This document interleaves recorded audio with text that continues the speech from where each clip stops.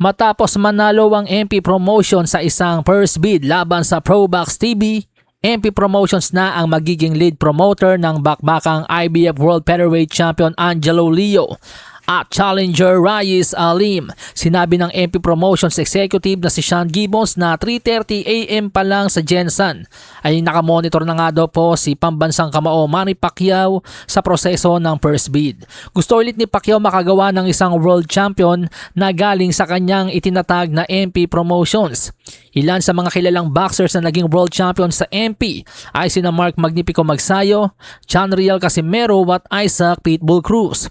Ayon kay Pacman, marami siyang alaala noon bilang boxer sa ilalim ng iba't ibang promotional company. Kaya ngayong isa na siyang may-ari din ng promotional company, nais niyang bigyan ang kanyang mga alagang boksingero ng tamang pagtrato. Kaya naman kahit challenger pa lang si Raiz Alim at first time pa lang sasabak sa world title fight, ipinaramdam agad ni Pacquiao na pinahahalagahan niya ito. Kaya't naipagbid si Pacquiao sa Probox TV at tinalo ito sa halagang $227,100. Plano ni Pacquiao at Gibbons na dalhin ang laban ni Alim sa kanyang mismong baluarte sa Muskegon, Michigan, sa lugar kung saan malapit lang sa bahay ni Floyd Money Mayweather. Kung ating mapapansin, ang mga big time promoters like Eddie Hearn ng Matchroom, ganito nila tinatrato ang kanilang mga alaga. Binibigyan nila ng mga homecoming fights. Kaya naman saludo sa MP Promotions na kahit sa ibang lahi, basta miyembro nila, ito ay tinatrato nila ng tama. Samantala sa iba pang balita, former WBO World Lightweight Champion Keyshawn the Businessman Davis, real talkan sa isang podcast. Sinabi rito ni Keyshawn mga amigos na wala na siyang planong magbayad sa mga sanctioning bodies para sa sanctioning fees. Anya, I'm not paying sanctioning fees no more. I don't feel like it's worth it. I'm a superstar. Superstars don't need belts.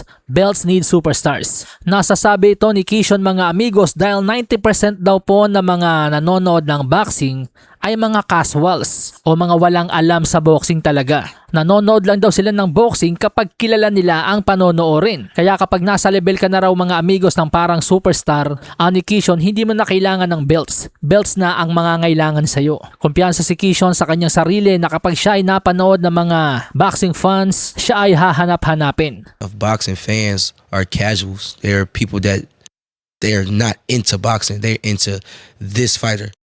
So if they know this fighter, they're going to come watch this fighter. You know what I'm saying? Just like to your point with the Floyds and the Mike Tyson and with me being on the way, I feel like every time that I fight, you watch me one time, you're going to want to watch me again. Like I just got that antidote, I like to say. You know what I'm saying? Natanong din si Keyshawn sa paparating na laban ni King Ryan Garcia kontra Mario Barrios sa February 21. Ni Keyshawn Davis, naniniwala siya na madali lang tatalunin ni Ryan Garcia si Mario Barrios kung talagang nagseryoso ito sa training camp. Ni Keyshawn, if Ryan Garcia was focused on this camp and was really taking this seriously, I think Ryan should win a fairly easy fight honestly. I know Ryan personally from the amateurs. Ryan can really fight, but the focus level as a professional wasn't always there. Malasahin ang baraha, patunayan mo sa akin ha, sino man ang mabunot na kalaban, di ka